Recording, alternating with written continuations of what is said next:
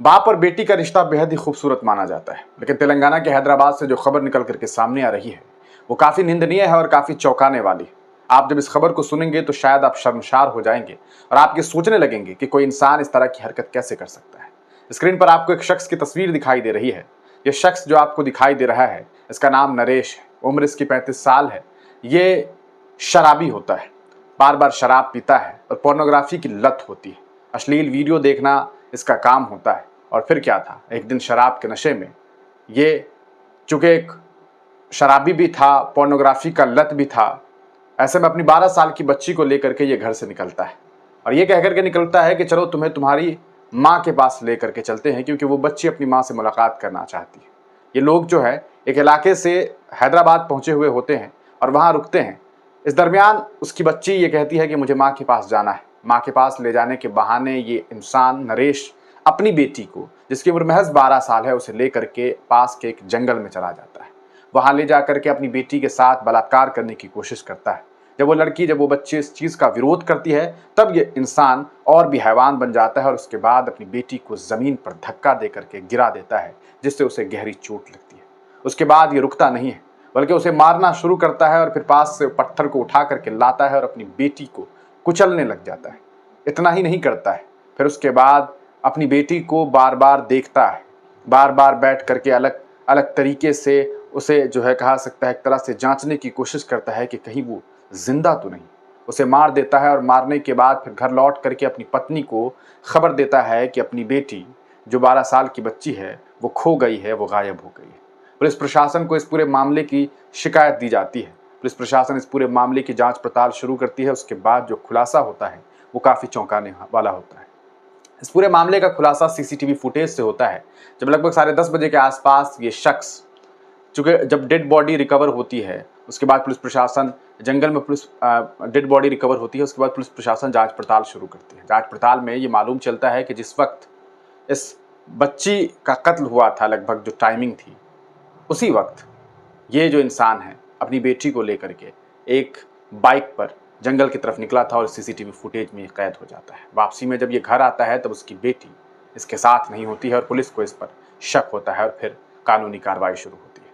और बाद में पता चलता है कि इसी बाप ने, जो कि हैवान था, अपनी बेटी के साथ उसने ज्यादती करने की कोशिश की और जब नाकाम रहा तो उसकी जान ले ली। इस पूरे मामले पर जो खबर सामने आ रही है वो भी हम आपको बताते हैं।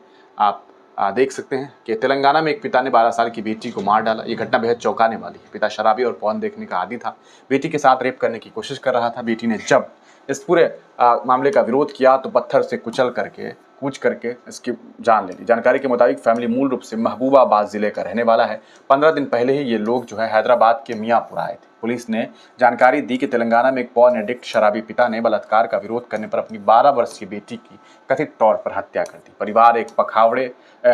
परिवार एक पखवाड़े पहले तेलंगाना के महबूबाबाद जिले से हैदराबाद के मियाँपुर आया था। यानी कि महबूबाबाद के लोग रहने वाले थे, लेकिन ये लोग जो है, परिवार जो है, मियाँपुर चला गया था। 7 जून को 12 साल की लड़की ने कहा कि वह महबूबाबाद लौटना चाहती है और घर से निकल गई। मामला सीसीटीवी में कैद।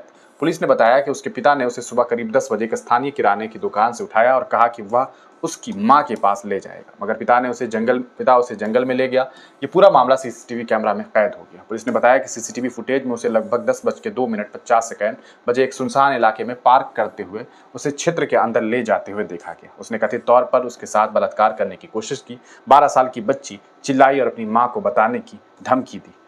बस फिर क्या था, ऐसे में मियाँपुर पुलिस ने कहा कि उस व्यक्ति ने उसे धक्का देकर जमीन पर गिरा दिया और लड़की को चोटें आई और खून बहने लगी। बाद में उसने उस पर पत्थर से वार किया, जिससे उसकी मौत हो गई। पत्नी को जानकारी दी 11 मिनट के बाद। वह यह